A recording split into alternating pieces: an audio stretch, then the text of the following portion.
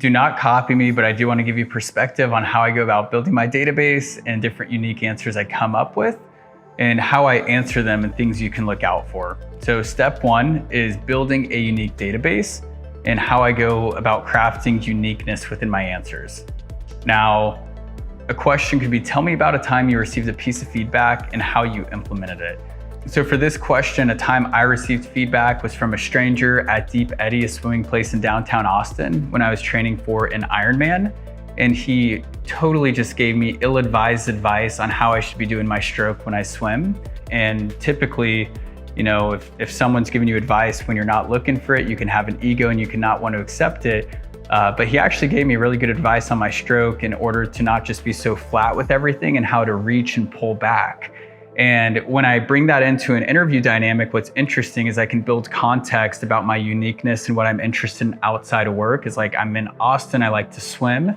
But what I'm also sub-communicating in that example is like in any situation, I'm a learner of life and I'm willing to take feedback, which I like a lot. And unique answers like that make you more of a well-rounded candidate than just pulling from the same job experience and like what you do on your laptop every day. So another question is, tell me about a time you achieved something and the steps you took to accomplish it. So one was managing AEs at 24. And I don't tell a ton of people this story, but when I was an account executive, I had recently hit 300% of my quota and I was maybe 2 or 3 quarters into the role. And I was probably one of the youngest to be applying for an AE role, like at age 24. And when I was looking to accomplish that jump to manage AEs, like people I was just working beside at a young age, I took a weekend or two and I wrote down all the reasons the hiring committee had no reason to hire me. And I ended up coming up with a list of about 15 or 16 points of why I would not get hired.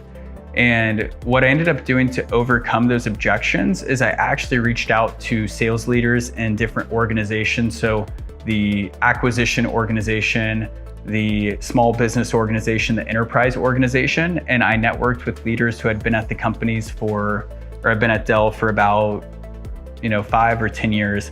And I asked them very detailed questions. It would be like, what is the number one reason most managers fail in their first quarter, and what advice would you give them to overcome it? And so for all like 15 or 16 main objections I had, I documented them all on a PowerPoint.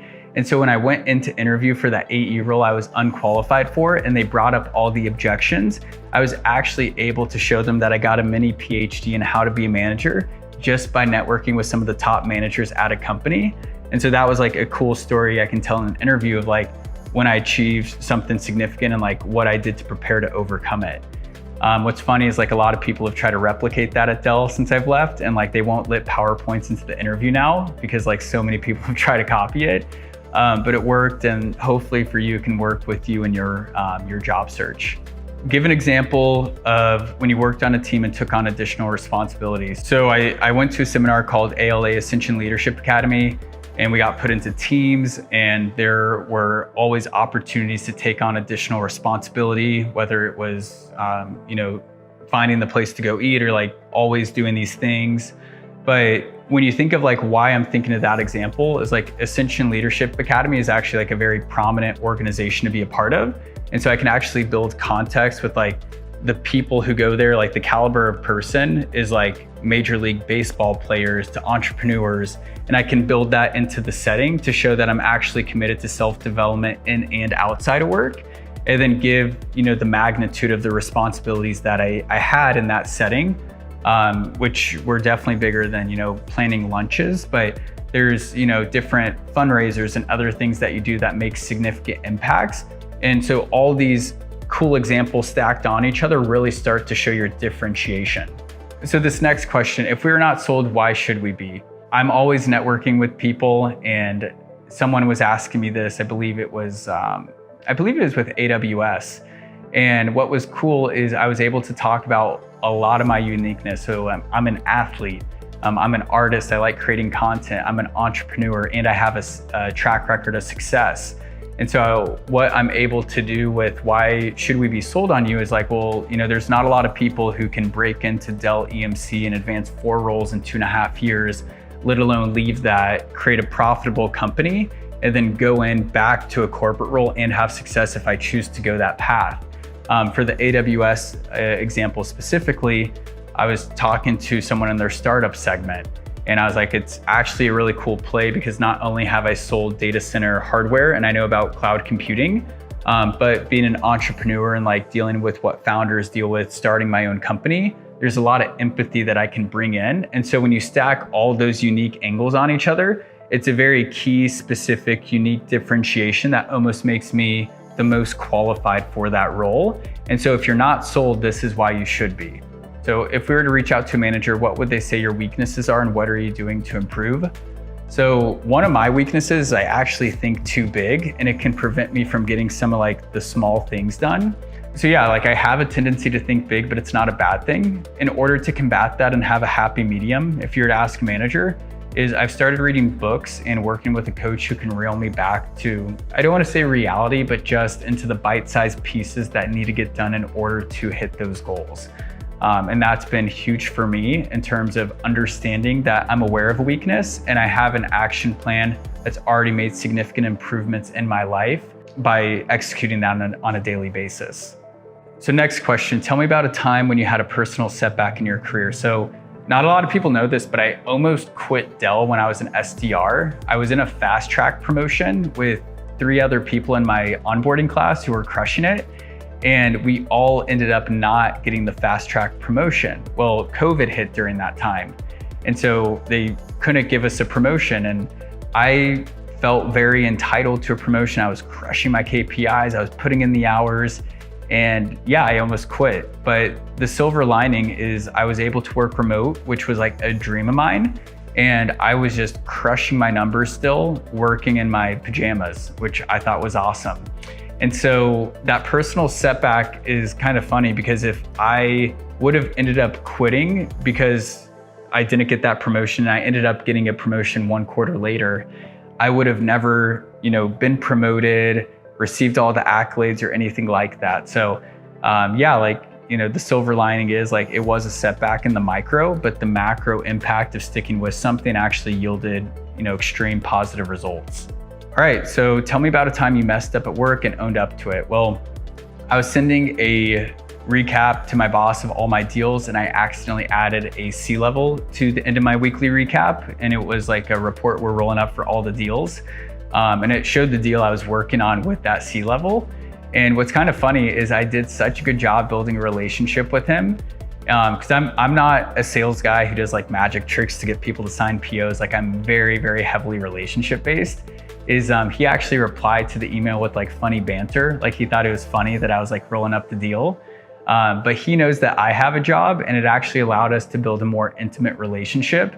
And so by making that mistake and owning up to it, it was funny because, while it could create an environment of like awkwardness or anything, it actually allowed us to have a better relationship. This is a more technical one, but and notice with all my questions, I'm pulling from a wide variety of places in my life, but tell me about a time you had to change someone's point of view. Well, there was this massive, I think just the Dell part that I was selling was like 5 to 600K. The whole deal might've been like 1 or 2 million, but they were highly considering going with Azure versus Dell on-prem. And so I had to ask the CTO of this company, how open-minded are you? Because he was pretty set on Azure. And what I ended up doing is really talking about, what is the long-term growth of the company? A lot of the times they're going to do mergers and acquisitions. And so they were going to have more employees just get onto Microsoft and Azure. And, in theory, it was going to be a seamless experience. What he wasn't taking into account, just because they were acquired by a private equity firm, is that there's actually more depreciation on buying hardware than just doing like a cloud-based technology where you don't own anything and you're just subscribing. And then the other thing with going with Azure versus Dell is with their situation, they would have been vendor locked. And the problem is they were going to use more applications than just Microsoft throughout their expansion. And what's cool about, Dell, for example, is Dell has had strategic partnerships with not just Azure, but thousands of other vendors who continually invest into research and development year over year with each other. And so if the concern is like how well will Microsoft work on Dell servers and Dell storage, well, this is something that's been innovated on for like decades at this point.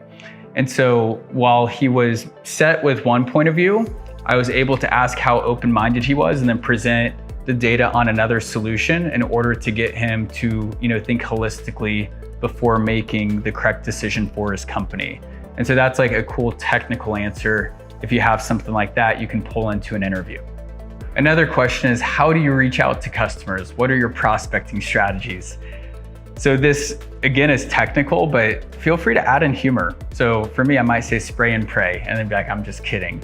But I typically like to research on people who spend the most. So if you understand with your ideal customer profile or your personas that most of the people who buy from you are in the accounting or engineering vertical, and that's where most of your revenue comes from, it's probably doubling down on those types of accounts. And then in terms of how you actually prospect, I might say something like, yeah, I could go right for the kill with the C-level, like again, sprinkling in humor because I've prepared. But I like to talk to people maybe lower on the totem pole to get better insights on what the company's initiatives are. That way, when I do make the ask to get connected with that decision maker or I do cold outreach, I have a lot more luck because I can actually say things in words that they're familiar with. Name a day everything went bad and how did you deal with it? This actually did happen to me. I was interviewing with Eli Lilly. I was living in Kansas City at the time and I had to drive out to Wichita, Kansas. And what was really embarrassing is one of my shoes ripped as I was walking into the interview. And so instead of having all the nerves and being awkward and like walking in, trying to protect my toes and everything, I actually went in and I acknowledged the elephant in the room instead of neglecting it. And it led to a funny conversation. So that's like a cool example of like talking about another interview, and you can intertwine authority because it was with Eli Lilly and it was a final interview. And so it shows I'm credible. And it's not just showing from work experience, but also showing that I can be like funny and relatable no matter what is thrown at me. All right, so name a time you dealt with an irate customer and how did you deal with it? Well, one time I had a customer who like very hesitantly, like they had a lot of apprehensions. They ended up signing a deal that I pushed over the finish line for $400K. And despite all their apprehensions, we got it shipped. And while it was getting shipped to them, the freight that it got shipped in broke and the whole $400K data center project needed to be sent back to our warehouse, and they were absolutely livid. This is a cool story for a few reasons because A, like it's authority, like I can show that I've closed a big deal to a hiring manager. It also shows that, okay, like how did I deal with the situation? So we had to put in like, VP requests to get things shipped out to them in a quick, agile manner.